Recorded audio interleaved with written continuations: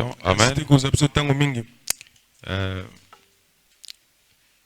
Nous avions lu le vendredi passé le verset 13, verset 17, partie 20 et aujourd'hui partie 21. Je dis bien le serment. Amen. Amen. Enseignement sur le livre des Hébreux, chapitre 6, partie 21. Le serment 2. On avait parlé sur le serment 1. Et lisons une lecture couramment. Et ce soir, nous allons nous baser au verset 19 et 20. Bon, le verset 13, 17, 18 dit: lorsque Dieu fit la promesse à Abraham, les pouvant jurer par un plus grand que lui, il jura par lui-même. Et dit certainement: je te bénirai et je multiplierai ta postérité. Et c'est ainsi qu'Abraham, ayant persévéré, obtint le fait de la promesse. Or, les hommes jurent par celui qui est plus grand qu'eux. Et le serment est une garantie qui met fin à toutes leurs différends. C'est pourquoi Dieu, voulant montrer avec plus d'évidence aux héritiers de la promesse l'immobilité de sa résolution, intervint par un serment, afin que par deux choses immuables, dans lesquelles il est impossible que Dieu mente, nous trouvions un puissant encouragement, nous dont le seul refuge a été de saisir l'espérance qui nous était proposée. C'est là que la lecture s'était arrêtée la fois passée. Et ce soir, nous ajoutons les deux versets 19 et 20. Il dit: cette espérance, nous la possédons comme une encre de l'âme, sûre et solide. Elle pénètre au-delà du voile, là où Jésus est entré pour nous comme précurseurs, et ont été faits souverains sacrificateurs pour toujours, selon l'ordre de Melchisédek. Dieu Tout-Puissant, l'auteur de toute vie, la source intarissable, l'adorable, l'infini. Ô Jésus-Christ, toi qui es dans la gloire, et toi qui es ici présent, nous te disons merci de cette grâce que tu nous accordes, de relire ce soir tes saintes écritures.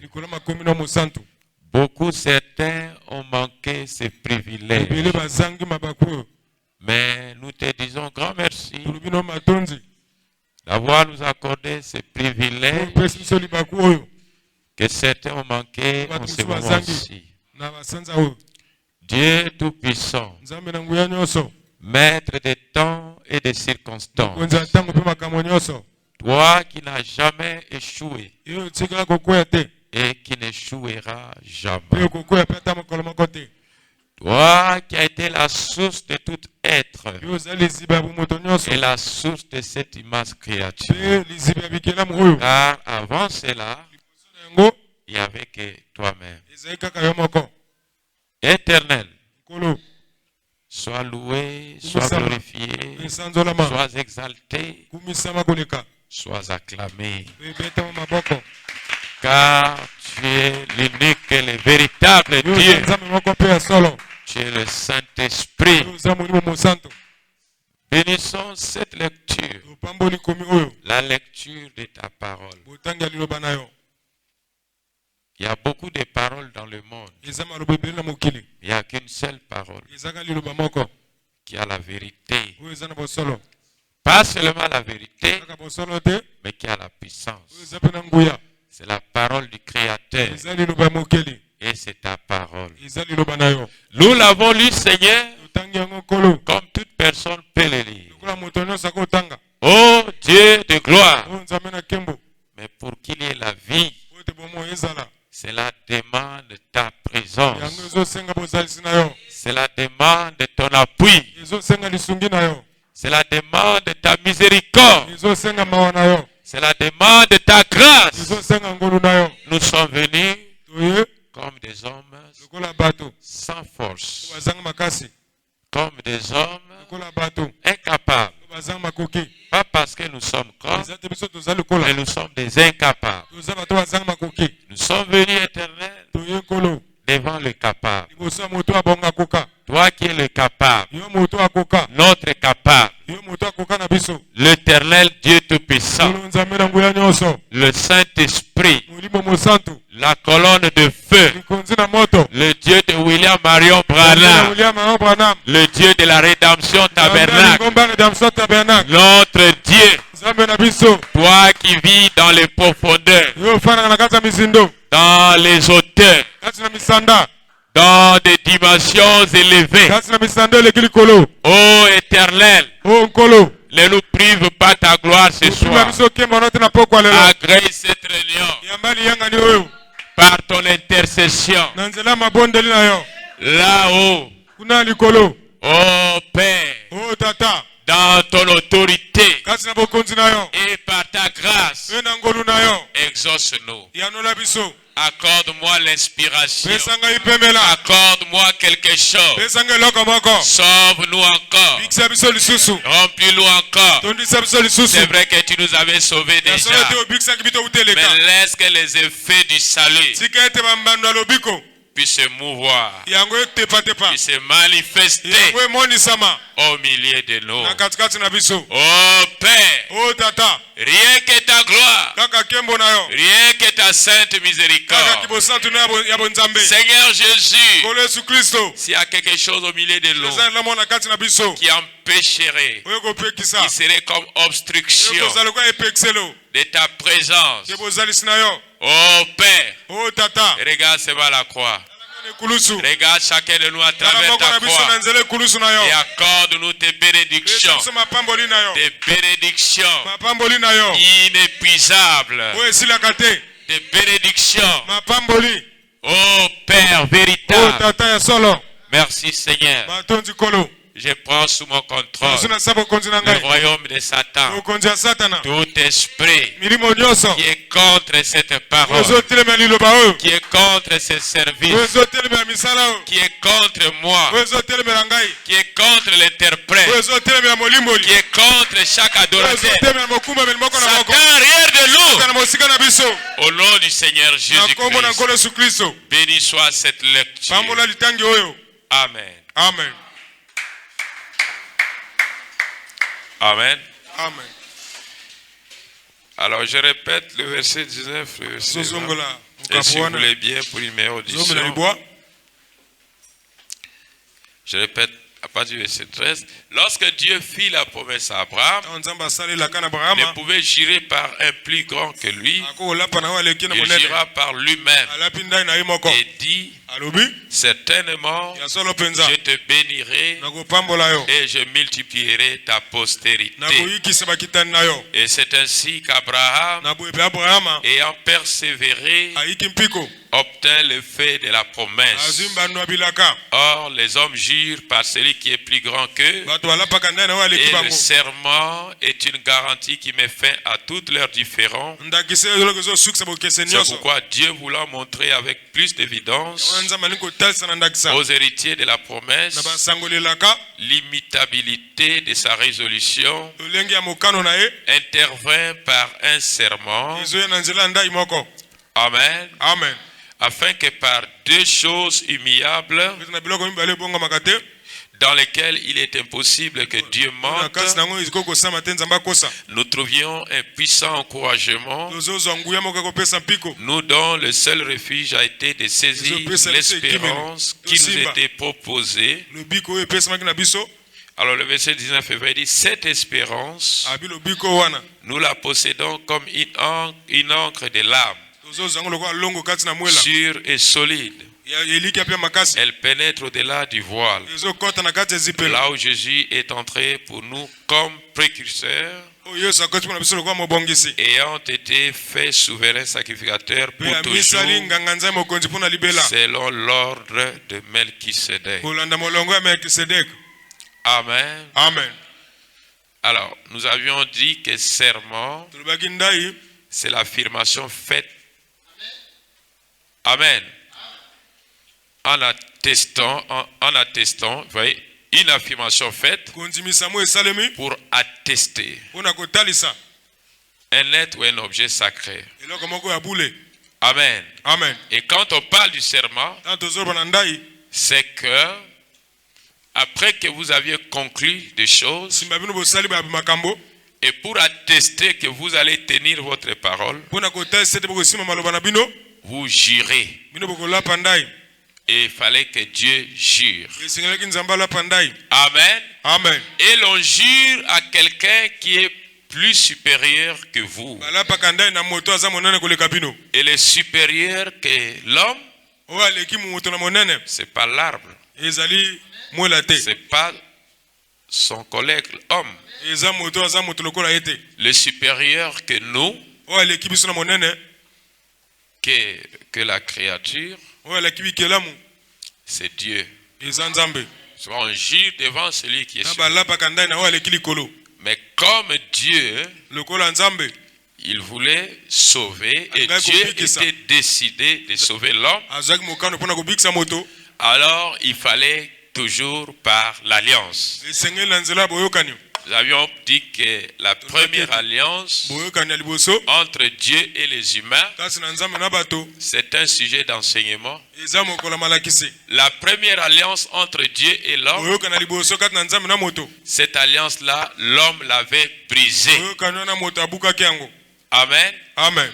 Et c'était que Dieu faisant cette alliance, Dieu concluant ces clauses, et l'homme n'a pas respecté les clauses. Tu feras ceci, ça tu ne feras pas. Tu feras ça, ça non. Mais l'homme a brisé. Ce n'est pas Dieu qui avait brisé. C'est Adam qui avait brisé. Amen. Amen. Dieu a vu que l'homme, c'est difficile à l'homme de tenir ses engagements.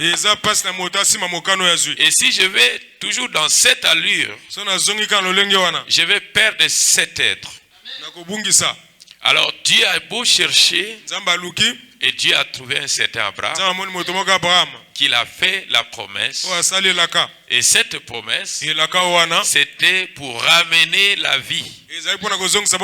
Et nous avions dit que le péché avait fait perdre la vie sur l'homme comme sur la nature. Et il fallait ramener ce qui était perdu. Mais pour ramener cela, Amen. Amen. Tu ne peux pas vivre sans l'éternel. Pour que tu vives éternel, il faut que tu sois dans l'éternel. Mais pour être dans l'éternel, ça exige une alliance. Tu ne peux pas être dans l'éternel parce que le mot éternel ne désigne que le créateur seul. Et pour sauver, il fallait que l'homme soit dans le créateur. Mais il n'y a pas de moyen à introduire l'homme dans le créateur sans qu'il y ait une alliance. Il y a eu une première alliance. Est-ce que nous disons Amen? Qui n'a pas été tenue. Et c'est l'homme qui a brisé. Et cette fois-ci, Dieu a cherché des voies et moyens. Quoique Noé était venu. Est-ce que nous disons Amen? Et le monde rempli du péché est constant. Mais la question du péché n'était pas toujours réglée. Et il fallait que Dieu puisse voir là-bas à Ur à Chaldée. Et Dieu trouvait un homme appelé Abraham. Et Dieu a vu qu'il fallait utiliser cet homme. Et parfois tu te demandes il avait quoi? Je te dis qu'Abraham était comme toi et moi. Il est né par une femme. un homme né de la femme. Il était un homme mort, mais un homme qui a trouvé grâce aux yeux de l'Éternel. Parce que je vais vous dire quelque chose. Dieu peut faire de toi grand. Amen, amen. Amen. Pas parce que tu as donné quelque chose, non. C'est là que nous parlons de l'élection de Dieu. Et l'élection de Dieu est tombée sur cet homme. Et cet homme a eu la grâce que quand vous allez lire la Bible, certains n'ont pas eu cette grâce. L'Éternel te dit, ta postérité, personne ne saura compter leur nom. Même Noé n'a pas eu cette grâce. Même Moïse n'a pas eu cette grâce. Ta postérité, regardez les étoiles du ciel. Est-ce que tu pourras compter leur nom? Amen, amen. Amen. Alors je te donnerai le pays de la promesse. Amen. Pense à toi, mais aussi à ta postérité. Je te bénirai. Je ferai de toi une nation. Je ferai de toi ceci et cela. Il a reçu une grâce énorme. C'était l'élection de Dieu. Et quand il a reçu cela, amen, amen. Amen. Et c'est là que la révélation est venue. Par la postérité d'Abraham. Dieu a promis à Abraham la vie éternelle. Et Dieu a promis à Abraham sa postérité aussi aura la vie éternelle. Mais c'est quoi? C'est qui était cette postérité? Pas la postérité biologique. La postérité selon sa foi. Est-ce que nous disons amen? Nous voyons qu'à la même lignée, plus tard un Jésus est né. Et c'était Dieu lui-même. Dieu est venu dans cette postérité pour répondre à Abraham et la promesse qu'il avait faite. Et la Bible dit, tous ceux qui sont en Jésus, ils sont la postérité d'Abraham. Est-ce que vous comprenez maintenant? Même si tu es juif, si tu n'as pas le Saint-Esprit, tu ne seras pas cette postérité-là. Parce qu'il est question de la vie éternelle. C'est pourquoi mes frères, les juifs aussi doivent recevoir le Saint-Esprit, mais pas dans notre génération. Est-ce que nous acclamons le Seigneur Jésus? Et vous savez que Dieu ne peut pas mentir. Amen. Amen. Nous avions dit qu'un serment, autrement, c'est un engagement solennel qui atteste la véracité d'une promesse, entre parenthèses d'une alliance. Nous ne pouvons jurer que devant le supra. Et le prophète dit, dans l'alliance de grâce d'Abraham, Paragraphe 22, il dit Dieu avait fait une alliance avec Adam. Adam l'a brisé. Chaque fois qu'il fait une alliance avec l'homme, dans Exode 19, il a fait une alliance. Et regardez, briser cela. Mais Dieu, dans sa détermination, pas par des lois ou des alliances avec, n'est-ce pas, l'homme, mais par des alliances avec lui-même. Parce que les alliances entre Dieu et les hommes, c'était ne faites pas ceci, ne faites pas cela, et si vous faites ceci, et voilà la mort va venir. Mais Dieu a vu qu'il fallait un peu faire quelque chose pour sauver cet homme. Est-ce que vous me comprenez? C'est pas par des œuvres. Amen, amen. Amen. C'est là qu'Abraham fut justifié par la foi. Et c'est là que, n'est-ce pas, les Écritures nous disent, c'est ce que les hommes, le monde verront en nous. Mais Dieu regarde la foi. Mais la foi sans les œuvres, elle est morte.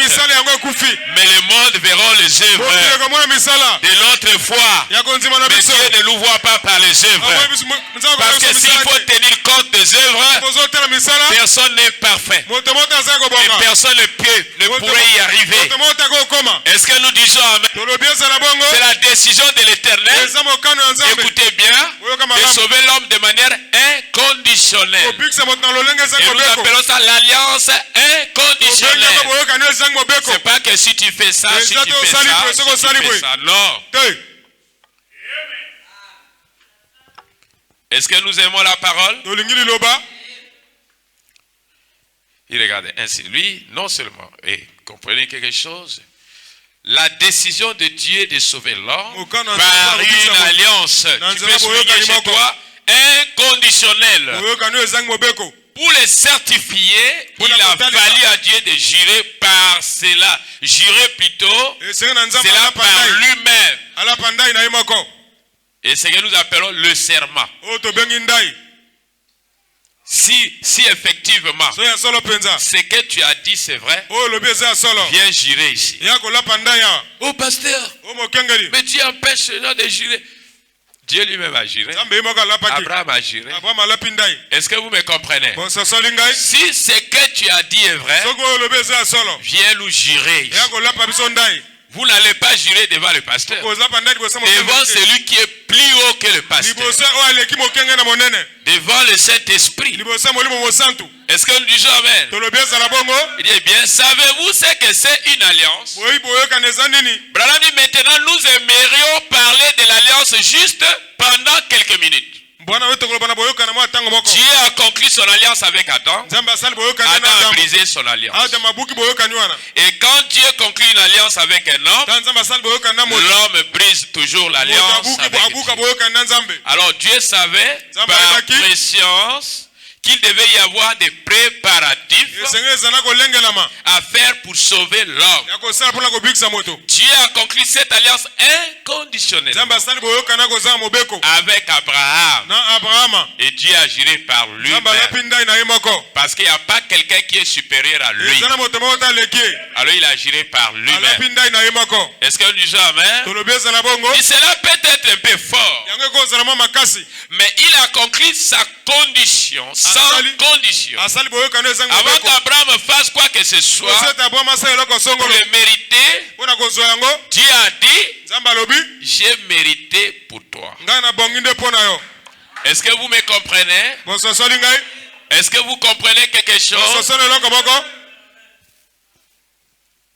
Avant que tu travailles pour ton salut, Dieu a dit, je l'ai fait pour toi. Et je te demande de croire. Est-ce que nous aimons? C'est fort. Hein? Amen. Dieu a dit, je l'ai achevé. Abraham n'avait rien à faire avec cela. Je l'ai déjà fait. Tu viendras à moi dans la vieillesse. Je t'ai déjà sauvé. Et Abraham pouvait dire, mais Seigneur, là où je sors, il y a eu l'idolâtrie. Mon père était un idolâtre. Je partais aussi à adorer les idoles. Mais comment tu me sauves comme ça? Dieu a dit, je l'ai fait sans condition.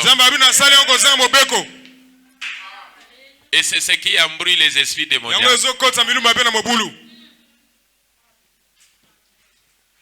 La sœur Anzi, ça va? Est-ce que nous acclamons le Seigneur Jésus?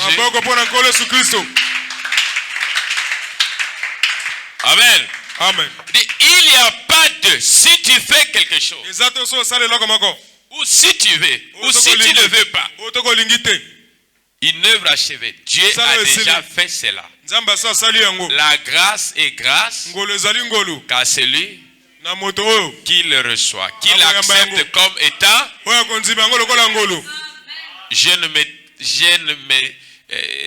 En fait, qu'est-ce que je veux dire par là? Je ne mérite rien. Tu ne mérites rien. William Branham n'a rien mérité. Chaque homme que Dieu a envoyé dans les champs de mission, il n'a rien mérité. Je ne mérite pas que la gloire, que les anges m'accompagnent. Mais Dieu a dit, je l'ai fait afin que les anges marchent avec nous. Et l'ange de l'Éternel campe autour de ceux. Est-ce que tu peux comprendre quelque chose? Que Dieu a accompli des exploits pour nous et sans que nous ne puissions nous rendre compte. Mais il faut que nous soyons éclairés, il faut que nous soyons informés, et il faut qu'on nous avertit cela. Est-ce que tu comprends quelque chose? Alors nous parlons de la manière que l'alliance fut une grâce. Autrement, c'est que l'homme n'a pas fourni d'efforts. C'est ça la grâce. Quelque chose que tu n'as pas travaillé. Tu n'as même pas coupé les champs. Mais quelqu'un a fait son champ. Il a planté ses produits. Et à la fin, il a dit, mon frère, ma soeur, je te donne le manioc. Mais tu ne mérites pas cela. Lui qui plantait le manioc, parfois il piétinait sur les épines. Il avait la sueur, mais il ne pouvait, voyez, parfois c'est le serpent qui l'avait mordu, mais il te les donne sans que tu souffres. C'est pourquoi je me dis, si les gens ne se réjouissent pas de Dieu, il n'y aura plus rien d'autre dans le monde qui pourront leur accorder cette joie. Est-ce que vous me comprenez? Parce que ce que l'Éternel a fait pour nous, nous devons sacrifier le reste de notre vie à lui, le soutien qu'il nous donne. Et s'il te donne la bonne santé, dis Seigneur, je sacrifie ça pour toi. Parce que ce que tu as fait pour moi représente plus que moi. Et c'est au-delà de moi. Qu'est-ce que je peux te donner en échange? Il n'y a rien. Ce n'est que te dire merci chaque jour. Ce n'est que te louer chaque jour. Ce n'est que te lever chaque jour. Est-ce que nous disons Amen? Alors Dieu s'était décidé de sauver l'homme. Mais c'est lui qui a le dernier mot. Mais Lucifer ne pouvait plus rien faire. Quoi que la haine qui s'est levée dans son cœur, détruire, suyer. Mais Dieu a décidé de sanctifier. Mais Dieu a décidé d'enlever la souillure. Et il a dit, venez à moi, vous qui êtes fatigués, chargés, je vous donnerai du repos. Vous dont leurs péchés sont noirs, je vous rendrai plus blanc comme la neige. Laissez-moi vous dire, cela nous place dans ce que nous appelons le lieu céleste. Parce que quand tu es dans le lieu céleste, tu n'as plus de condamnation. Quand tu es dans le lieu céleste, c'est de gloire en gloire. Que le temps, que les circonstances, que les choses soient comment, mais je suis dans le lieu céleste. Et pas parce que je vais être dans le lieu céleste. Le céleste m'a placé dans le céleste. Est-ce que tu peux comprendre cela? Lève-toi un peu, tu vas voir quelque chose.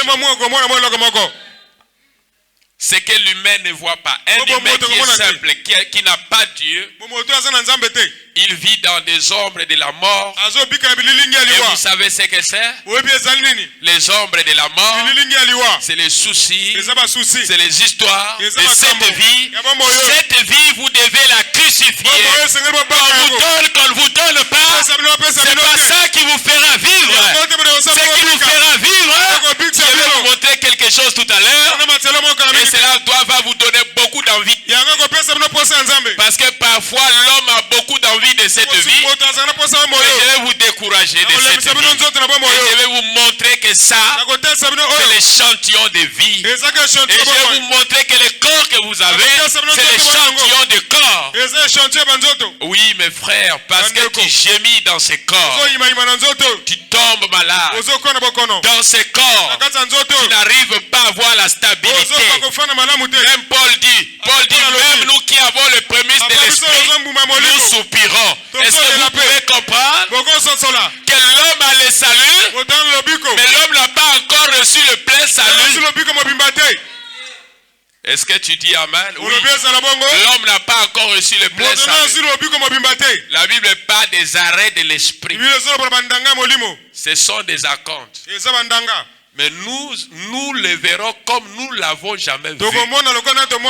Et je pense que c'est le verset 19 et 20 qui va nous donner la bonne réponse. Est-ce que nous y sommes? Est-ce que vous êtes là? Est-ce que nous pouvons monter comprendre? Est-ce que nous disons Amen à cela? Regardez. Le prophète en parle ici dans Abraham, paragraphe dit, vous dites frère Branham. Pourquoi cognez-vous sur ces choses le soir? Y a-t-il une raison pour ça? Si vous pouvez débarrasser l'église de la peur, amen, et laisser les gens se rendre compte de qui ils sont. Donc on commence à vous faire souffrir à vous faire sortir dans les ombres de la mort. Pour vous montrer qui vous êtes.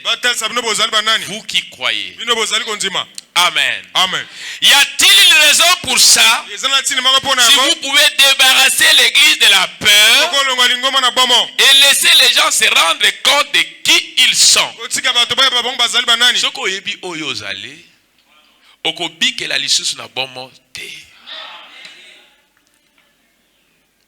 Et de leur position. Il dit la guérison sera le message le plus simple à prêcher. Si les gens savent dans quelle position Dieu leur a placé.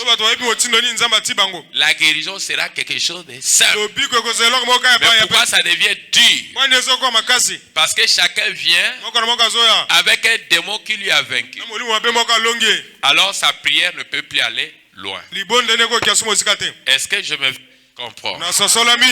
Je vous fais savoir ici la puissance d'une alliance.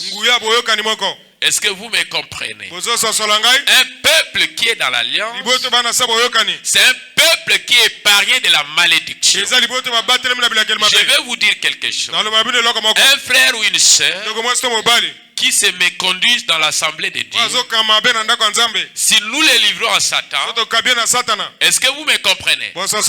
Nous avons enlevé la protection de l'alliance. Et c'est là que les choses iront de pire. Parce que ici vous êtes protégés de toute malédiction. Est-ce que vous me comprenez? L'alliance a une puissance. Dans l'alliance, il y a la sécurité. Il s'agit d'une alliance éternelle. Il y a la sécurité éternelle. Et tu dois saisir l'opportunité, savoir que tu n'es pas n'importe qui. Est-ce que tu dis Amen? Dieu t'a sorti là. Là où on pouvait te maudire et cela pouvait t'atteindre. Dieu t'a sorti là. Adam était dans la sécurité. Aussi longtemps que l'alliance. Mais quand Adam est tombé, il a perdu la sécurité. Mais quand l'homme perd la sécurité, c'est là que la mort rentre.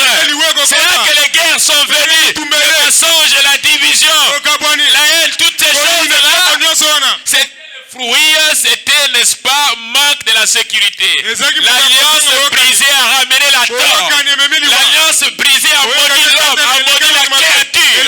Mais l'alliance nous ramène dans une sécurité. Est-ce que tu es là? Est-ce que tu peux comprendre que tu as été restauré ce soir? Tu es placé dans les mêmes conditions qu'Adam et Ève étaient avant la chute. Est-ce que tu es là? Aucune malédiction ne peut t'atteindre. Parce que tu es passé de la mort à la vie. Tu es un peuple de l'alliance.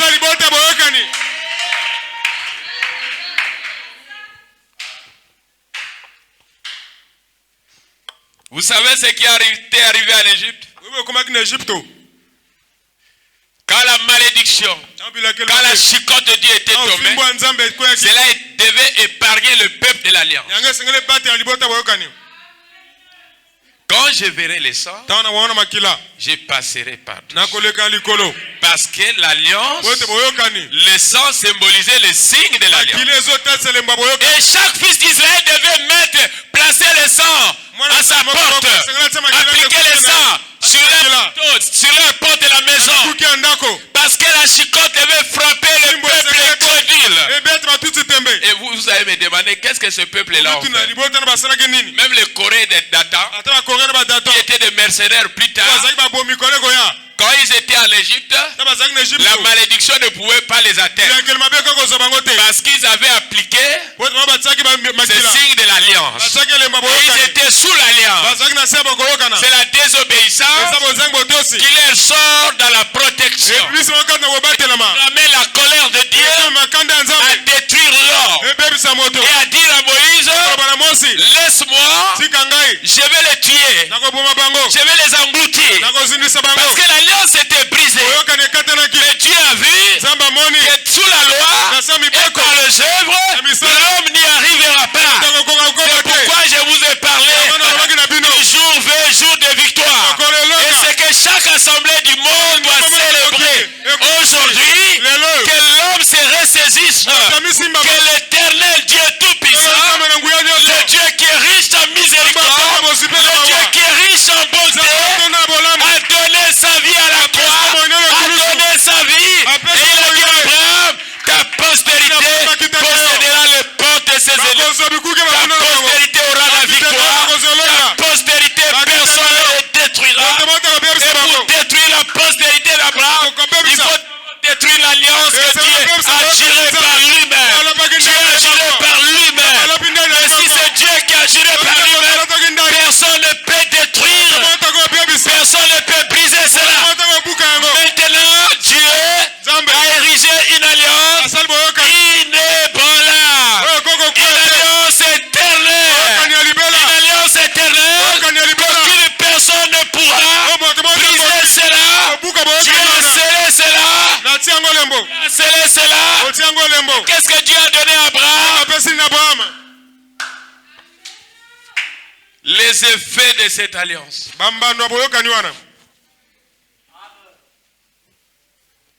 Dieu lui a donné des signes constants. Ta femme mettra au monde. L'âge avancé. L'impossible deviendra possible. Et tu sauras que je suis Dieu. Et tu sauras que je tiendrai mes mots. Tu sauras. Tu le sauras. Abraham l'a su. Et Abraham croyait sans voir. Abraham avait une profondeur. Dieu ne vient pas dans la vie d'une personne seulement pour venir. C'est que Dieu a vu dans cette personne ses racines. Dieu ne peut pas frapper aller dans le cœur de l'incrédule. Il était croyant. Quoique là où il avait été élevé, quoique le pays de là où il était, Amen. Mais il était un fils de Dieu en plein milieu des idolâtres. Et Dieu lui a dit, tu dois sortir de ta patrie. Je t'enverrai quelque part. Tu dois te séparer de ta famille là, de ces idolâtres là. Tu dois te séparer d'eux. Je t'envoie quelque part dans un pays qui n'est pas la tienne. Et je te donnerai des enfants, un peuple. Je te donnerai une race. Ça sera la race des élus. Je te donnerai ce qu'un homme ne pourrait pas te le donner, parce que je suis l'Éternel. Est-ce que cela nous réjouit? Vous ne vous rendez pas compte que vous êtes fils et filles de Dieu. Et maintenant, non pas que nous les serons. Il dit, nous sommes maintenant fils et filles de Dieu. Pas au futur. Demande à ce que vous êtes. Qu'est-ce qui fait cela? C'est l'alliance. Es-tu dans l'alliance? C'est là le grand problème. Être dans cette alliance, c'est l'élection de Dieu. Nous ne serons pas assis dans le lieu céleste à un moment dans le futur. Nous sommes assis maintenant dans le lieu céleste. Maintenant même. Et maintenant nous sommes des fils et des filles de Dieu. Ce que nous serons à la fin n'apparaît pas encore. Mais nous savons que nous les verrons. Car nous aurons un corps comme le ciel. Ça veut dire ce que nous avons, c'est une représentation des corps. Ces corps que nous avons va retourner à la poussière. Mais nous aurons un corps semblable à son corps. C'est un corps qui ne vieillira pas. Mais cela aura des mains comme ces corps. Tu ne perdras jamais ta ressemblance. Je saurai que ça c'est la sœur Amour. Je saurai que ça c'est la sœur Elena. Je saurai que ça c'est le frère Veski. Tu verras sa ressemblance. Mais les éléments qui les constituent ne seront pas les mêmes. Les éléments qui ont constitué le corps de Jésus n'étaient pas la poussière de la terre. Mais c'est quoi? C'est là que nous parlons de la pierre blanche, des cailloux blancs. Et une révélation est rattachée dans le caillou blanc. C'était quoi le caillou blanc? C'était un parler spécial. C'était la nourriture spéciale. C'était la révélation de la parole. C'est la révélation de la parole qui vous donnera des corps. Et quand l'ange a dit à Marie, tu auras, Marie a dit Amen. C'est la parole qui a formé le corps parole.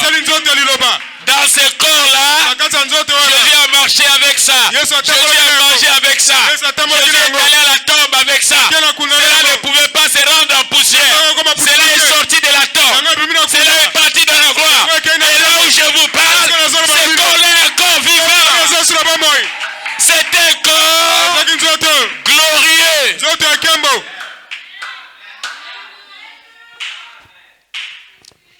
Amen, amen. Amen.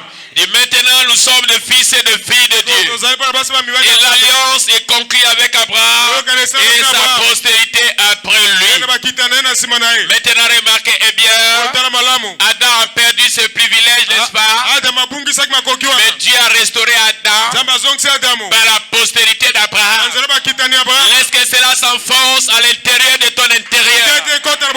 Oui, pourquoi j'ai dit à l'intérieur de ton intérieur? Ça doit aller à un endroit où repose l'esprit. Ça doit traverser la chair. Ça doit atteindre le cœur. Pas seulement dans le cœur, mais à l'intérieur du cœur, dans un petit vide. L'esprit de Dieu demeure. Ça doit toucher à l'intérieur. Et quand ça touche à l'intérieur, un amen sort de l'éternité. Amen. Amen qui sort. Un amen qui crée la joie.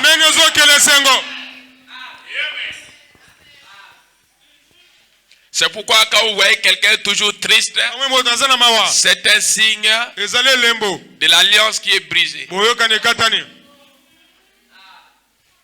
Et cela rend l'homme vagabond.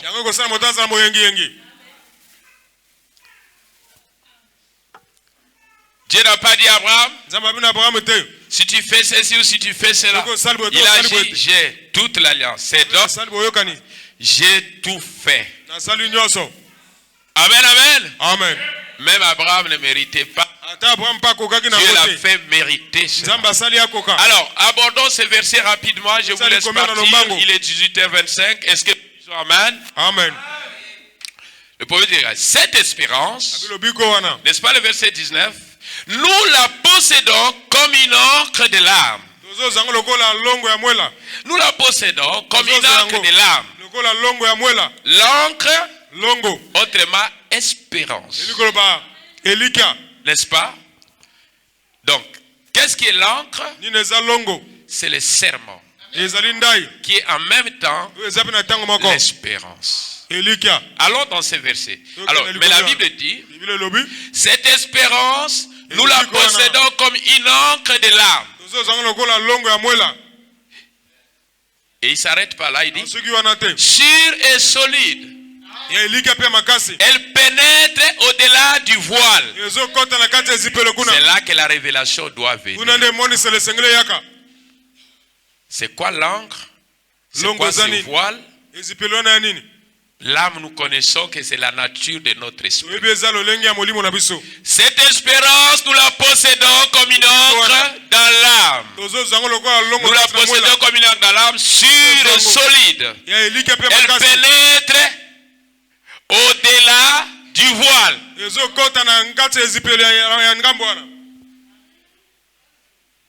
Est-ce que nous disons amen? Ces serments-là ne s'arrêtent pas au voile. Ça pénètre à l'intérieur. Abraham dit le voile, c'est la chair. Mais cette chair, c'est la chair de Jésus. Continuez un peu. Il parle dans Hébreux chapitre 6, il dit, paragraphe 589, il dit, parlons juste un moment du voile. Nous ne l'avons pas très bien saisi dimanche soir. Au-delà du voile, le voile c'est la chair. C'est ça, la chair de Jésus. Alors, comme tu es dans ces serments, tu es dans cette alliance. Tu es la postérité d'Abraham. Alors, cela doit pénétrer au-delà de ta voile, de ta chair. Alors, allons un peu, voyageons. Amen. Amen. Et quand nous voyageons dans le monde des esprits, nous comprenons une chose. Que nous sommes dans les lieux célestes. Mais il y a une voile qui nous empêche de le voir. C'est la voile de ta chair. Je pense que si vous allez me permettre, nous allons lire quelque chose dans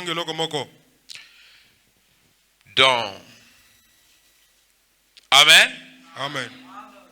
2 Corinthiens 12, 2. 2 Corinthiens 12, 2. Voyons l'aspect de quelque chose. Parce que là, nous touchons le sujet, n'est-ce pas? Je connais un homme en Christ qui fut, il y a 14 ans, ravi jusqu'au 3e ciel. Si ce fut dans son corps, je le sais. Si ce fut hors de son corps, je le sais. Dieu le sait. Verset 3. Et je sais que cet homme, si ce fut dans son corps ou sans son corps, je ne sais. Dieu le sait. Il fut enlevé dans les paradis. Et qu'il entendit des paroles ineffables qu'il n'est pas permis à un homme d'exprimer. Je me glorifierai d'un tel homme. Mais de moi-même, je ne me glorifierai pas. Sinon, de mes infirmités. Ça, c'est l'homme qui était au 3e ciel. Paul fut ravi jusqu'au 3e. Il ne sait pas. Est-ce que c'était une vision? Est-ce que c'était physique? Mais au moins, il était là dans toute sa réalité. Dans son réel. Pas comme dans un son. Dans son réel. Écoutez, je me glorifie. Il dit, ce verset nous rappelle quelque chose. Il fut enlevé dans le paradis et qu'il entendit des paroles ineffables qu'il n'est pas permis à un homme d'exprimer. Donc c'était un endroit supérieur à celle-ci.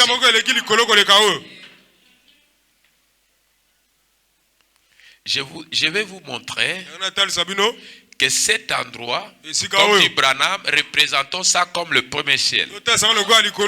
Ça nous cache beaucoup de choses. Est-ce que nous disons amen? Si Dieu peut t'élever dans des dimensions aussi plus haut, tu peux voir comme tu n'as jamais vu. Alors, j'ai parlé en termes du rideau du temps. Pour que cela soit un peu direct. Nous sommes dans un rideau. Ta chair aussi est un rideau. Et vous savez que les rideaux cachent beaucoup de choses. Vous savez que cette terre cache beaucoup de choses. Le ciel là cache beaucoup de choses. Et tu peux pénétrer, aller au-delà. Alors, laissez-moi vous dire, comme a dit William Branham, prenons ça comme le premier ciel. Il y a beaucoup de choses qui nous sont cachées. Mais que nous devons découvrir. Sans cela, nous avions connu en partie. Nous avions prophétisé en. Mais quand ce qui est le parfait viendra, nous verrons comme nous n'avons jamais. Et nous verrons que nos prophéties étaient limitées. Parce que nous verrons une réalité que nous n'avions jamais vécue. Bon, laissez-moi vous dire que quand nous quittons cette chair, nous allons dans les sphères. Et la Bible dit, si le temple à laquelle nous vivons est détruit, nous avons un qui nous attend. Ça veut dire que quand l'esprit sortira de ces corps, il y a un corps qui a des mains. Si Dieu peut faire tomber le voile de votre yeux, tu n'aimeras plus ce monde. Je vais vous parler de Géasi et du prophète Élisée. Quand le roi syrien a envoyé ses troupes pour arrêter le prophète. Le prophète vivait à Dothan. Et quand ces troupes sont arrivées, le prophète était d'abord dans la maison. Mais Géasi est sorti tôt le matin. Le village était encerclé par des chevaux, par des chars, par des troupes de militaires. Ils venaient pour arrêter le prophète. Amen, amen. Amen. Ça, c'était dans ces rideaux du temps. Géasi, le serviteur du prophète Élisée, il s'est inquiet, il dit, mais mon maître, là où nous sommes déjà encerclés. Élisée a dit quoi? Vous inquiétez pas. Ceux qui sont avec nous, ils sont plus nombreux. Mais comme il lui disait, il pouvait écouter et ne pas croire entièrement. Parce qu'il n'avait pas la réalité. Il entendait. Mais quand le prophète a dit, oh Éternel, ouvre les yeux de ces jeunes hommes. Ouvre les yeux de ces jeunes hommes. La voile est tombée. Quand Géasi a regardé, une armée comme ça, il n'a jamais vu dans ce monde. Même les Américains n'en ont pas. Des montagnes inondées de chevaux, inondées de chars, des anges puissants, inondés.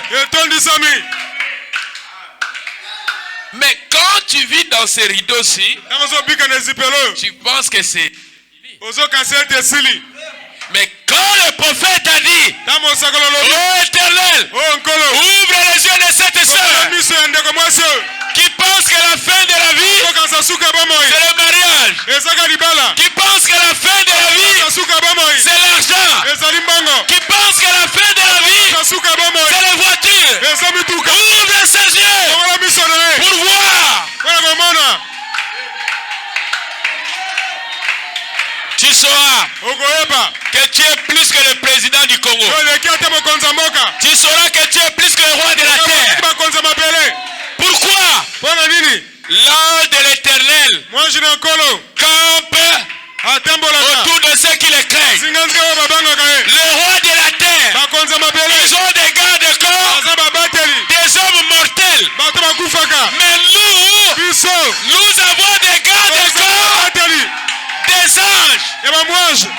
des anges puissants.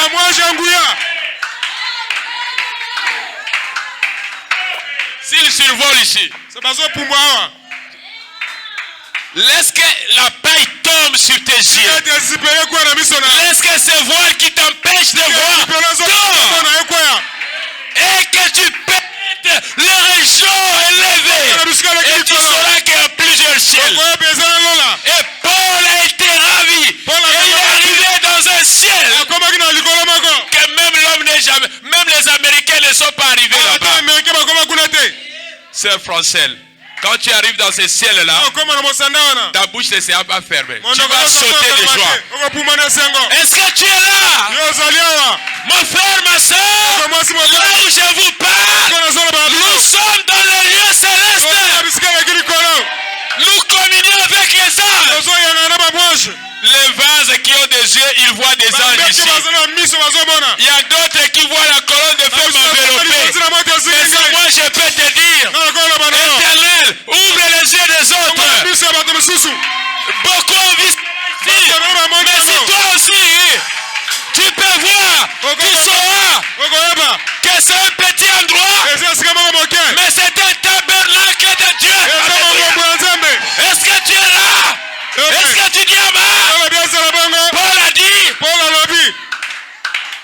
Écoutez ce que Paul a dit. Je me glorifierai d'un tel homme. Mais de moi-même, je ne me glorifierai pas. Sinon, mes infirmités. Il dit, regardez. Qui est cet homme? Il dit, regardez. Il fut enlevé dans le paradis. Et qu'il entendit des paroles ineffables qui n'est pas permis à un homme d'exprimer. Si tu peux parler aux langues des anges, tu peux parler aux langues des anges, tu peux écrire à l'écriture de Dieu. Mais quand on parle de l'écriture de Dieu lui-même, beaucoup de gens s'opposent. On s'assort d'où cette doctrine. Mais l'écriture de Dieu lui-même, si Dieu parle, Dieu écrit. C'est Dieu qui a créé les écritures. C'est Dieu qui a créé les langues. Dieu n'est pas muet. Dieu n'a pas de bras coupés. Le premier être qui a écrit, c'était le Créateur. Est-ce que tu dis Amen? Est-ce que la paille peut tomber de tes yeux? C'est pour que tu comprennes qu'il est l'Éternel. S'il te révèle des secrets, il commence à te faire comme lui. Et tu vas comprendre quelque chose. Ce qui cache ce voile, c'est que ce voile cache. Si cette voile que tu as tort, tu verras Dieu comme tu ne l'as jamais vu. Et quand Jésus est venu, quand il a pris la chair, c'était Dieu voilé. Et n'importe qui pouvait l'insulter. Parce qu'il ne savait pas ce qui était à l'intérieur. C'est pourquoi, au-delà de ce voile, nous verrons Dieu, nous le voyons, mais quand cette voile tombera, nous le verrons plus que jamais. Nous parlerons avec Dieu face à face. Et si tu es dans sa présence, rien que sa présence, tu es éternel avec lui. Causer avec lui face à face. Satan ne peut plus causer avec lui. Parce que les barrières du péché l'ont éloigné loin. Il était dans sa présence. Mais quand il est tombé, Regardez le mystère qui cache cette voile. On ne peut y trouver des péchés. On ne pourrait y trouver aucune jalousie. On ne pourrait y trouver aucune maladie. Il ne pourrait jamais rien y avoir qui atteigne cette rive céleste. Et si je peux avoir le privilège de dire ceci, en fait, peut-être que je n'ai pas. Si ce n'est pas le cas, alors je prie Dieu de me pardonner. Mais si j'en ai le privilège, et qu'effectivement, Dieu me permet d'être ravi pour voir quelque chose, j'aimerais appeler cet endroit le premier ciel. Et puis je pense que quelqu'un dans la Bible dit non, je pense que c'était Paul, a été ravi jusqu'au 3e ciel. Et si ça a été glorieux à ce point dans le premier ciel, comment ça sera plus glorieux au 3e? Est-ce que tu comprends quelque chose? Que ça sera une gloire que nous n'avons jamais goûté. Mais nous avons les arrêts, les acomptes de notre salut. Mais nous aurons la plénitude. Mais pour que nous ayons la plénitude, il faut que cette chair tombe. Et c'est là que l'homme a peur. Mais cela cache un mystère. Un grand mystère.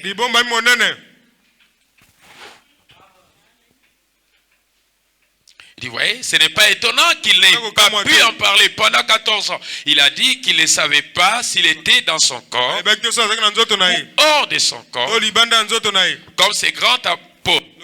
Ce n'est pas pour partager sa fonction, ni pour chercher à nous faire passer pour quoi que ce soit semblable à lui.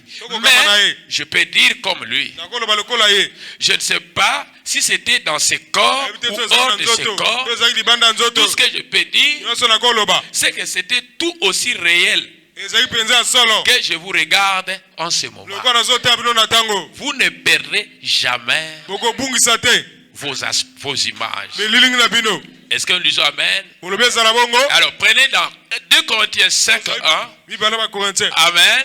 Quand nous parlons d'une leçon et nous devons être basés sur les Écritures, n'est-ce pas? Amen. Et nous savons en effet que si cette tente où nous habitons sur la terre, là je lis la Bible, n'est-ce pas, est détruite, nous avons dans le ciel un édifice qui est l'ouvrage de Dieu, une demeure éternelle qui n'a pas été faite de main d'homme. Aussi, nous gémissons dans cette tente. Cette tente ici, nous tombons malades, nous gémissons. Dans 2 Corinthiens 5:2 dit, aussi nous gémissons dans cette tente, désirant revêtir notre domicile céleste. Pose-toi des questions. Pourquoi tu gémis dans cette tente? Parce que tu as la quête d'une vie. Tu as la quête d'une vie éternelle. Tu as la quête de la bonne santé. Tu as la quête d'une joie qu'on ne peut pas déranger. Et c'est pourquoi ça réclame. Ça réclame. Nous gémissons. Le corps gémit, le corps crie. Pourquoi il crie? Pourquoi le ciel fait? Parce qu'il a besoin de l'eau. Parce que la terre doit s'abreuver. Mais pour que ça s'abreuve, il faut qu'il y ait des éclairs. Ça doit bouger un peu. Et l'eau doit. Est-ce que nous disons Amen? Ça gémit ici, ça bouge là-bas, ça bouge partout. Pourquoi? Parce que c'est pas une vie véritable. C'est pas une vie réelle. L'homme en avait perdu depuis Adam. C'est pourquoi ça ne peut jamais marcher. Tu peux jeûner 1000 jours. Tu n'auras pas cette paix-là que tu cherches dans ce monde. Tu peux recevoir le Saint-Esprit. Tu auras la paix, mais tu n'auras pas tout. tu as le Saint-Esprit, un malheur t'arrivera. Et les larmes vont te couler encore. Donc voyez, tu n'es pas encore entièrement dans l'état parfait. Pourtant tu es parfait. Quand tu as le Saint-Esprit, mais tu n'es pas entièrement parfait. Pourquoi? Nous attendons la rédemption de notre corps. Tant que l'homme vivra dans cet tabernacle de chair, l'âme est sauvée, mais il faut que ce corps reçoive son nouveau corps. C'est pourquoi ça doit partir là-bas, là-dedans. Ça doit se transformer. N'ayez pas peur. Parce que c'est ça la loi de l'esprit de vie. Je vais entendre un amen. Est-ce que nous aimons cela? D'ici du moins, nous sommes trouvés vêtus et non pas nus. Car tandis que nous sommes dans cette tente, nous gémissons. J'ai lu la Bible, n'est-ce pas? Accablés parce que nous voulons non pas nous dépouiller, mais nous revêtir. Alléluia. Afin que ce qui est mortel soit englouti par la vie. C'est ça, c'est il veut manger, il mange, il est rassasié, il aura encore faim, il va encore chercher à manger. Et tu verras que le besoin qu'il avait hier, demain il éprouve encore, et après demain il éprouve encore. Il n'est jamais satisfait parce qu'il désire, il veut ce qui peut le satisfaire pour toujours. Est-ce que nous disons amen? C'est là le prophète dit maintenant, l'épître aux Éphésiens, je sais que ce n'est pas ça, car il est écrit dans les Écritures, ce que je dis ne va donc pas à l'encontre. En effet, si cette tente où nous habitons sur la terre est détruite, nous en avons une qui nous attend. Un autre tabernacle qui a des yeux, des oreilles, des lèvres et des facultés mentales. Mais sacrifie pas toute ta vie pour ce monde. Tu peux la construire de la ville jusqu'à Mikalo. Tu vas regretter tes maisons. Parce que c'est l'échantillon de la vie. Est-ce que tu dis amen? Nous allons, et Dieu nous a retournés dans la première alliance. Et dans cette alliance-là, est-ce que nous disons amen? Il n'y aura pas de mort. La mort, c'était le fruit des brisements de la première alliance. Mais cette alliance que la sémence, la postérité d'Abraham, la sémence de la foi d'Abraham, Christ nous a revenus par le baptême du Saint-Esprit. Il a scellé l'alliance.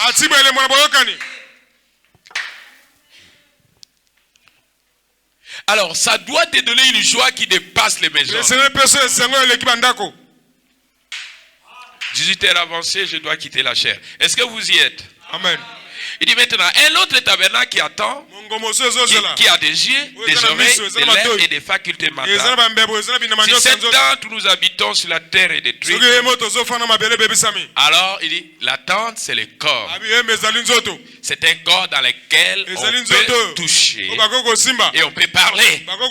Donc, quittant cette chair, j'aurai un corps, tu auras un corps. Nous allons nous voir. Alors, je peux vous montrer maintenant. Allons par des exemples pratiques, vécus, réels. Pendant que Christ est parti à la montagne, il a pris avec lui Pierre, Jean et Jacques. Ils sont partis à la montagne. Est-ce que nous disons amen? Pendant qu'ils étaient à la montagne, il y avait eu une transfiguration. Et il est réapparu là. Élie, Moïse. Ça c'est pratique. Amen, amen. Amen. Ça se passe avec Jésus. Et Pierre voyant cela, il dit maintenant ces trois grands hommes sont là. Nous allons bâtir une tente pour Moïse, une pour Jésus et une pour Élie. Alors, moi, je mets d'abord la tente à côté. Il voulait bâtir la tente.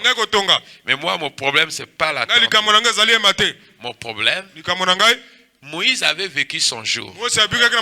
Élie avait vécu.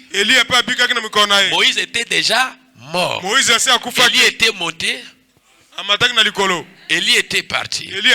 Moïse était déjà enterré. Mais quand Jésus arrive, il le revoit. Ils n'étaient pas l'esprit. Ils étaient dans des corps. Alléluia. Amen. Alléluia. Amen. Mais on ne va pas s'arrêter seulement là. Quand Saül, le roi, voulait invoquer l'esprit de Samuel, cette femme magicienne d'Andor,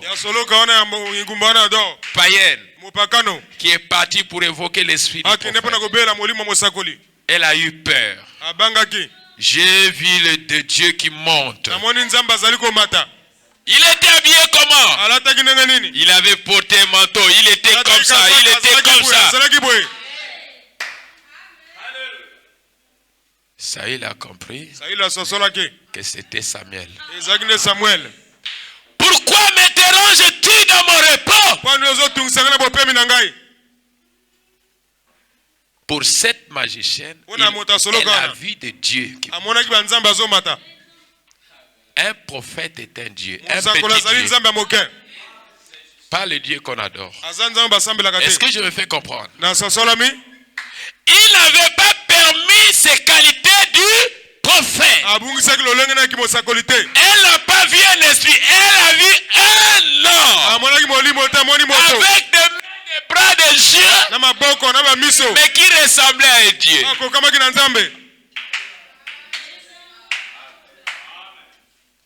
La mort ne vous perd pas vos qualités.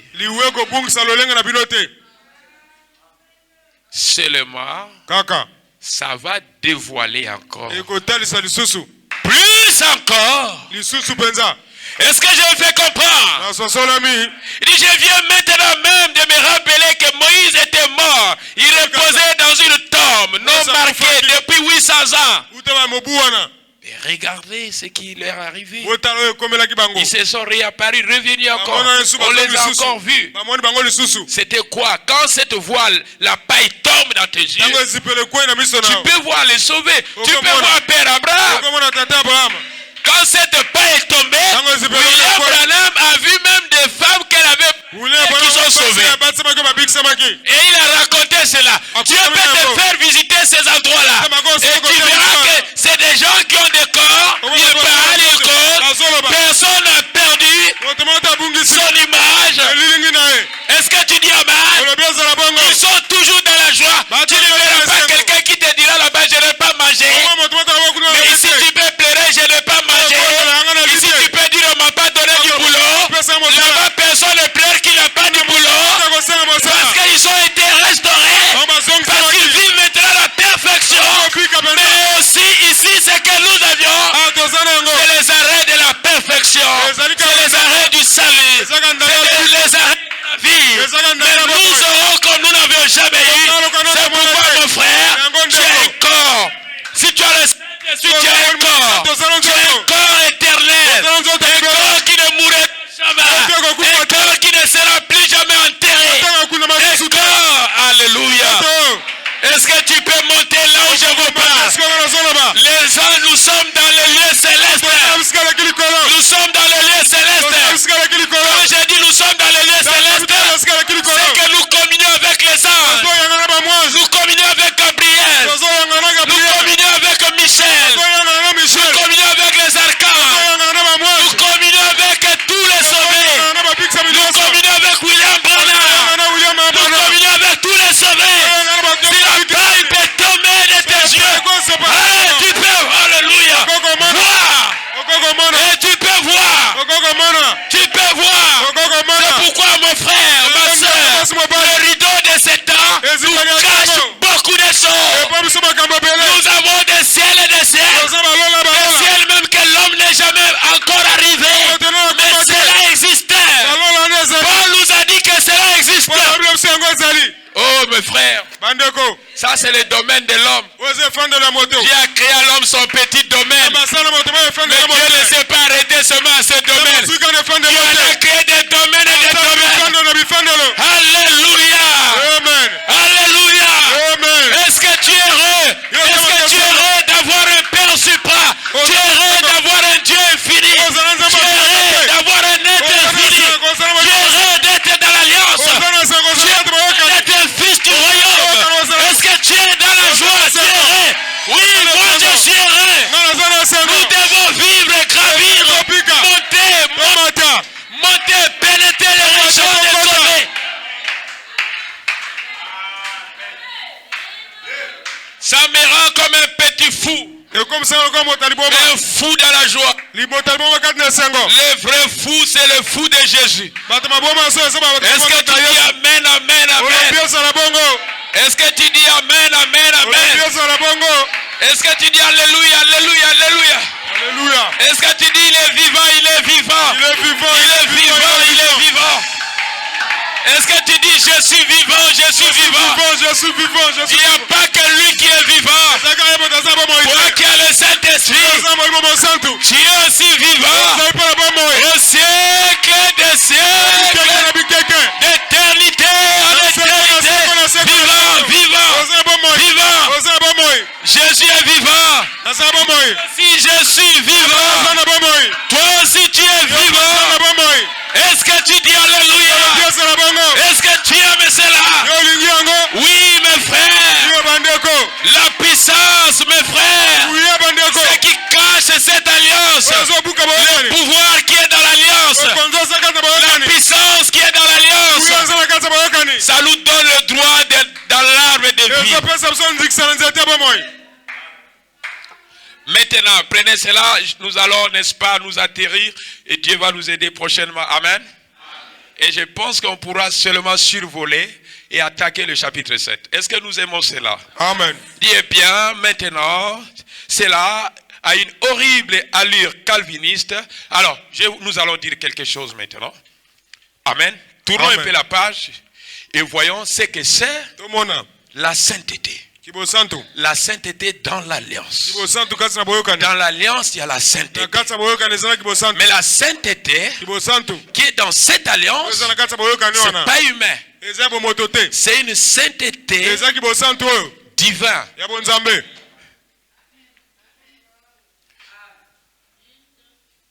Laisse-moi que le Saint-Esprit te dévoile. Je ne veux pas te retenir cela. Est-ce que tu dis amen? Il y a une sainteté dans cette alliance. Autrement, quelque chose qui fait de toi saint. Ce n'est pas toi. Mais Dieu lui-même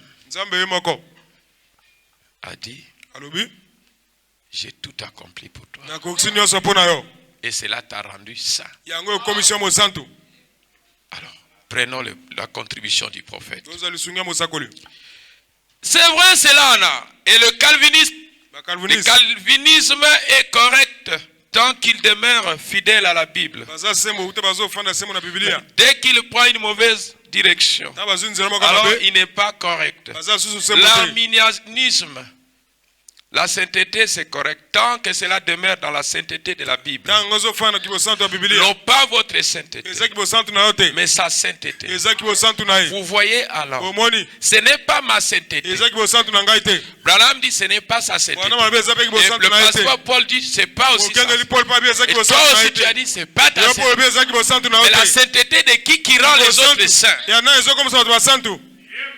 Est-ce que jusque là, amen, on avance? Alors, ce n'est pas ma sainteté. Je ne compte pas sur ma sainteté. Je n'en ai aucune. On ne parle pas ça au bébé dans la foi. Et je veux que vous compreniez quelque chose. Je n'en ai aucune. Mais je place toute ma confiance dans sa sainteté. aucun bien que tu aurais fait pour mériter ton salut. Parce que pour avoir le salut, il faut être saint. Mais il n'y a pas une sainteté dans la vie. Mais sa sainteté nous a rendus saints. Comment cela vous rend saint? Cela fait que vous évitez les mauvaises choses. Cela place la crainte de Dieu. Et vous devenez saint comme lui. Mais c'est d'abord sa sainteté. Mais ta sainteté, la manière dont que tu pourras la vivre, c'est pas cela qui te sauve. Mais sa sainteté. Autrement, confie-toi en Jésus-Christ. Crois au Seigneur Jésus-Christ. C'est lui le chemin du salut. C'est lui la vie éternelle. C'est lui le rocher des âmes. C'est lui la source intarissée. Et tous les biens que nous avions besoin se trouvent en lui. Tu veux être purifié. Croyez au Seigneur Jésus. Confesse tes péchés à Jésus. Parle. Seigneur. Seigneur. Est-ce que nous disons Amen? Amen. Voyez, celui qui a fait cela, ce n'est pas sur les œuvres, mais Dieu lui-même.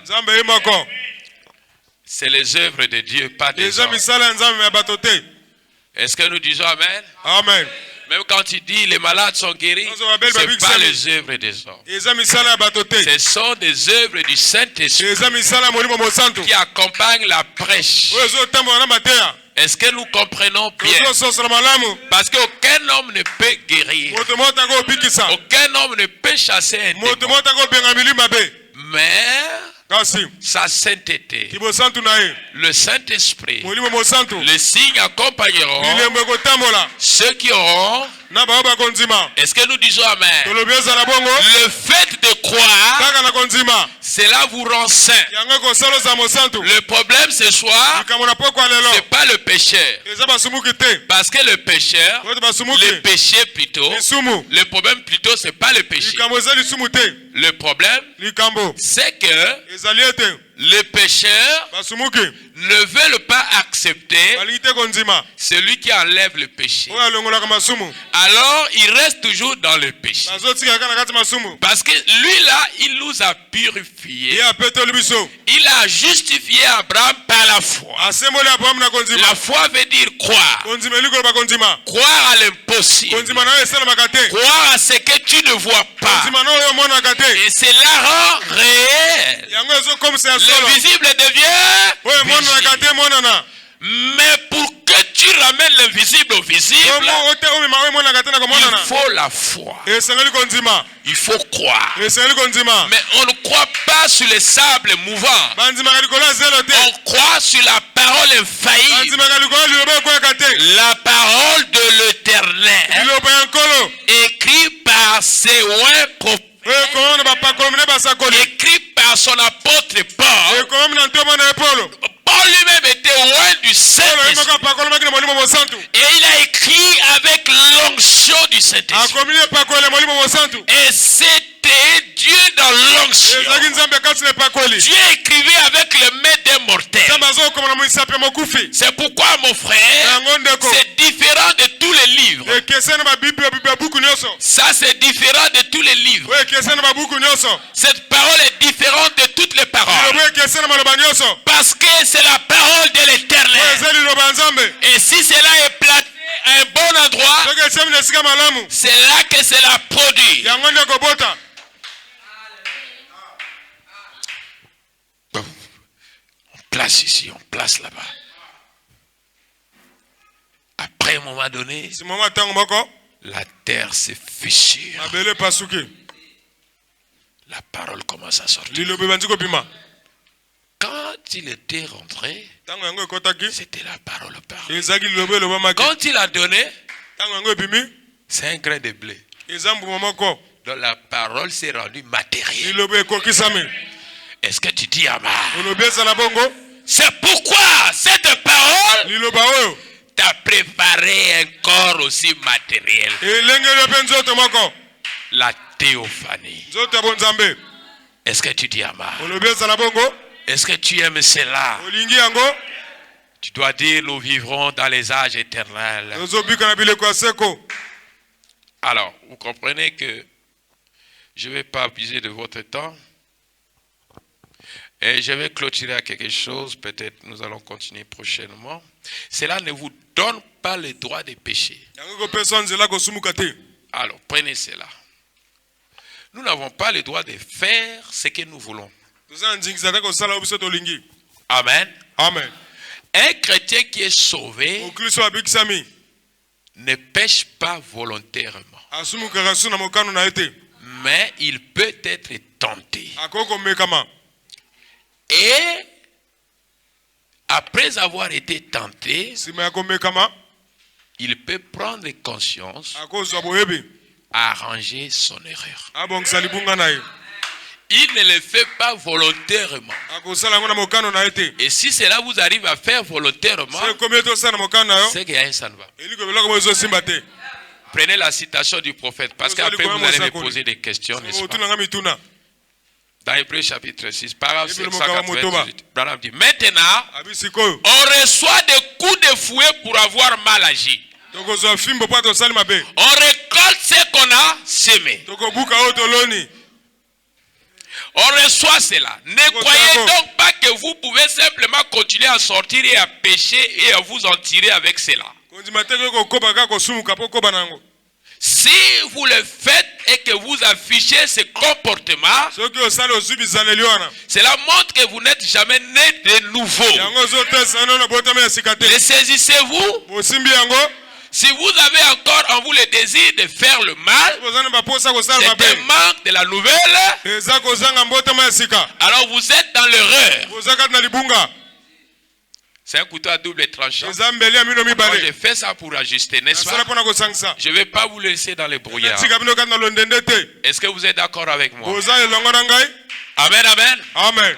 Si vous avez encore en vous le désir de faire le mal, alors vous êtes dans l'erreur. Voyez-vous, car il a rendu parfait pour toujours ceux qui et ses animaux. Vous voyez, dans l'Ancien Testament, du temps de la loi, qui était offert annuellement, ces animaux qui étaient offerts annuellement, continuellement, ne pouvaient jamais ôter le péché. Mais lorsque nous posons nos mains sur sa tête et confessons nos péchés, amen. Amen. Et sommes nés de nouveau de l'Esprit de Dieu. Nous n'avons plus le désir du péché. Pour vous, pour vous, le péché est mort. Ça, c'est pour maintenant et pour l'éternité. Vous commettez des fautes, vous tomberez, vous ferez volontairement le mal, vous sortirez de foi et ferez les choses. Cela ne signifie pas que, voyez, il dit, regardez, quand vous faites ces choses, il y a un ça ne va pas. Amen. Amen. Mais si vous le faites de manière que par la tentation, un fils de Dieu, le diable peut lui tenter des pièges. C'est là qu'il parle dans la citation qui suit. Vous commettrez des fautes. Vous tomberez. Vous ferez volontairement et le mal. Vous sortirez de foi et ferez des choses. Cela ne signifie pas que vous êtes perdu. Attention, je dis ça aux croyants qui sont mûrs. On ne vous envoie pas dans le péché. Et je veux que vous me compreniez, c'est la parole de Dieu. Et je dois vous le dire tout. Alors, cela ne signifie pas que vous êtes perdu. Cela signifie que vous allez recevoir la correction. Comme un enfant qui a mal agi, le père lui tire les oreilles, parfois ôter la vie, t'envoyer à la tombe, ça c'est le Père Céleste. Parfois détruire tes affaires, parfois te rendre malheureux. Et il sait comment il corrige ses enfants. Est-ce que nous disons amen? Ça veut dire que ça peut arriver, mais pas volontairement. Satan peut tenter le piège et un fils de Dieu peut tomber. Qui a aussi le Saint-Esprit? Est-ce que vous me comprenez? Alors, l'Esprit de Dieu en lui ne le laissera pas par terre. Il se relèvera et se mettra en ordre selon. Il acceptera la correction. Est-ce que vous me comprenez? Alors, maintenant, si cela vous arrive à faire ça par votre tête, Amen. Amen. Abraham a commis l'erreur. Ce n'était pas volontairement. Excusez-moi. Quand elle a nié sa femme devant le roi. Quand il a nié sa femme, il dit non, c'est pas ma femme. Parce qu'il avait peur de la mort. Il avait une tentation devant. Et comme le corps que nous avions parfois a certaines exigences négatives. Et c'est là qu'il pécha. Il trompa. Amen. Amen. Alors, Dieu devait régler ça avec Abraham. Amen, amen. Amen. C'était qui? C'était Abraham. Abraham, non? La femme où on allait lui ravir la femme. Dieu a dit, rends la femme de mon serviteur. Amen. Amen.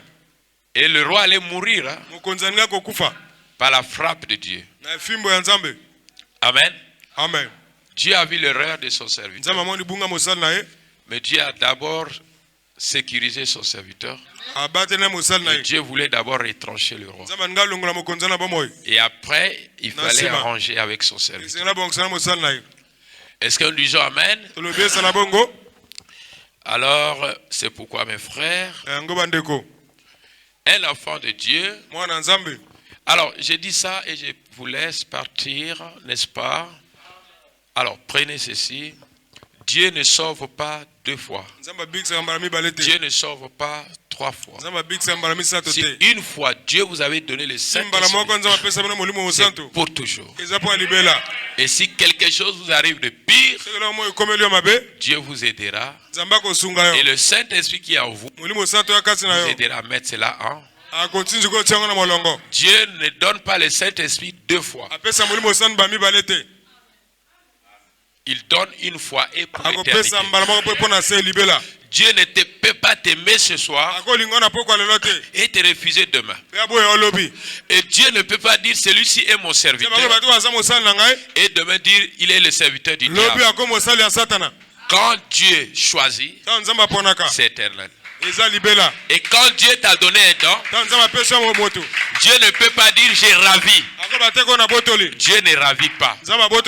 Mais ta propre marche peut rendre le don mort. Mais ce que Dieu donne, il ne ravit pas. Ce qui a payé assis, s'il a donné, il a déjà donné. Ce n'est pas comme ça. Ce qui te pèse. Amen. Est-ce que vous comprenez quelque chose? Oh, Dieu avait dit, je suis sa fille. Aujourd'hui, il a dit encore, je suis la maudite. Je suis la fille de Satan. Non, Dieu ne peut pas dire ça. Tu dois mettre toutes ces 2 prophéties en question. Tu dois jeûner et prier pour confirmer la vraie voie. Est-ce que vous me comprenez? Quand Dieu nous a aimés, il nous a aimés pour l'éternité. Et les choses qui nous arrivent, nous devons les arranger selon la parole. Que le Seigneur vous bénisse. Est-ce que nous sommes contents? Merci. Amen. Que Dieu vous bénisse, mon frère. Amen. Amen. Oui, je ne vais pas abuser, il est temps. Amen. Et un petit cantique d'adoration. Alors, nous chantons jamais vieilli, jamais vieilli. C'est quoi ces cantiques? C'est quoi le titre? Hein? Jamais vieilli, jamais vieilli. Et nous chantons, nous prions, n'est-ce pas? Est-ce que vous êtes bénis? Est-ce que nous sommes bénis? Est-ce que nous sommes dans le lieu céleste? Je vous ai dit que le lieu céleste est là. Nous sommes déjà dans le lieu céleste. Cette alliance nous place dans le lieu céleste. Mais le corps que nous avions nous empêche de voir certaines choses. Mais si la paille tombe dans tes yeux, tu peux voir les chars sur des montagnes. Comme Géasi avait vu. Alléluia. Est-ce que nous sommes contents de cela? Jamais vieillir.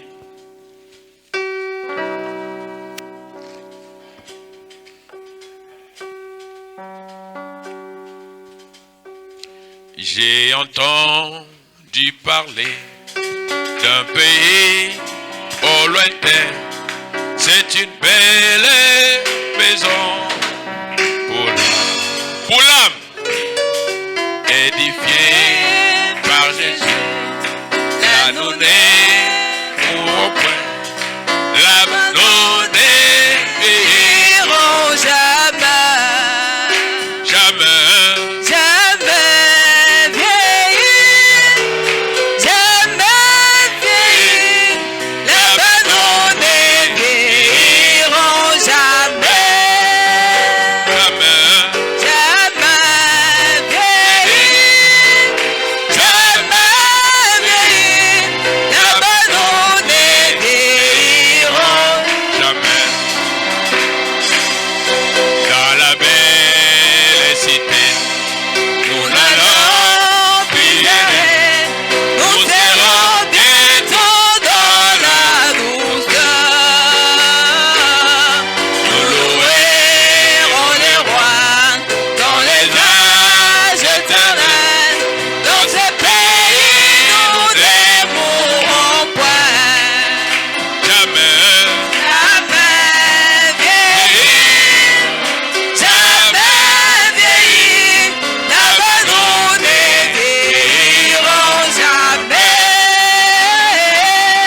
Jamais vieillir, jamais vieillir. Là-bas nous ne vieillirons jamais. notre état s'accomplit. Nous serons couronnés Et notre et nos œuvres passés et nos peines finies. Nous voici nommés à celles de nos frères qui sont partis. jamais, Jamais vieillir, jamais vieillir. Là-bas nous ne vieillirons jamais. Jamais vieillir, jamais vieillir. Là-bas nous ne vieillirons jamais. tu peux dire moi Dieu la reconnaissance. Parlons au Seigneur.